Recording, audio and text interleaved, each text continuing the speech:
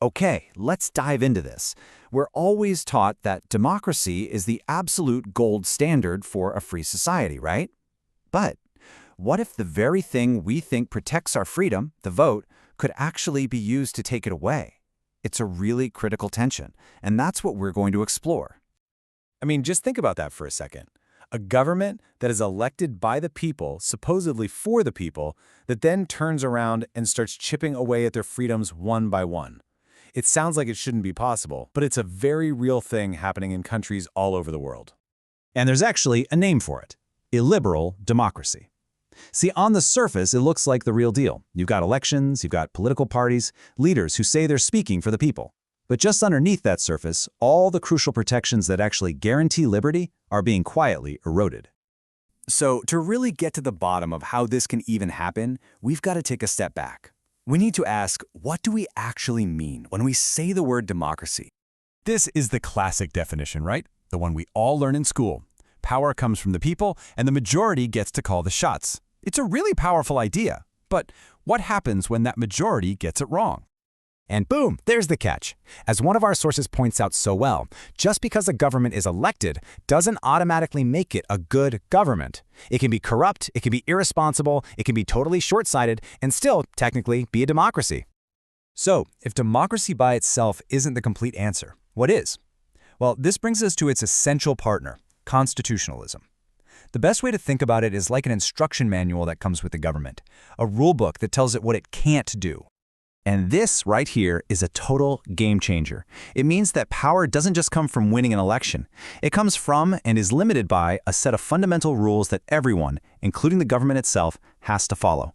Bottom line, nobody is above the law. And this chart just lays it out perfectly. In a constitutional government, the law is the ultimate boss. In an arbitrary one, a ruler is the boss. Constitutionalism basically builds the guardrails to stop a democratically elected leader from ever becoming a tyrant. You know, the U.S. system of checks and balances is a classic example of this in action. Power is intentionally broken up and spread around. The whole point isn't to be fast or super efficient. The point is to make it really, really hard for any one person or group to get enough power to just steamroll everybody else's rights. Okay, so we have these two huge ideas: democracy, rule by the people, and constitutionalism, rule by law. So how on earth do they actually work together? This quote from Dr. Adegabiri just nails it. It's a paradox, right? Democracy says the majority should have the power. But constitutionalism says, whoa, hold on, that power has to be limited, even if a huge majority wants something. They're always in tension with each other, but they absolutely need each other to create a free and just society. Think about it. Constitutionalism is what provides the foundation for a healthy democracy.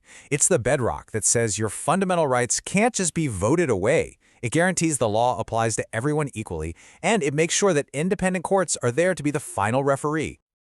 Okay, so this all sounds great in theory, but how does this constant balancing act play out in the real world? Well, the source material gives us a really fascinating case study. Nigeria, a nation that's been trying to walk this tightrope for decades. Here's the dream, the aspiration, written right into the preamble of Nigeria's constitution. I mean, it's beautiful. It captures all the goals of a true constitutional democracy. Good governance, welfare for all, freedom, equality, justice, the whole shebang. But then you get the reality check. The journey on the ground has been a constant struggle. Those incredible ideals in the Constitution have often collided with the messy and sometimes violent realities of politics. It makes that ideal a constant work in progress. And this number really puts that struggle into perspective. According to international estimates cited in the source, a staggering 71% of Nigerians live below the poverty line.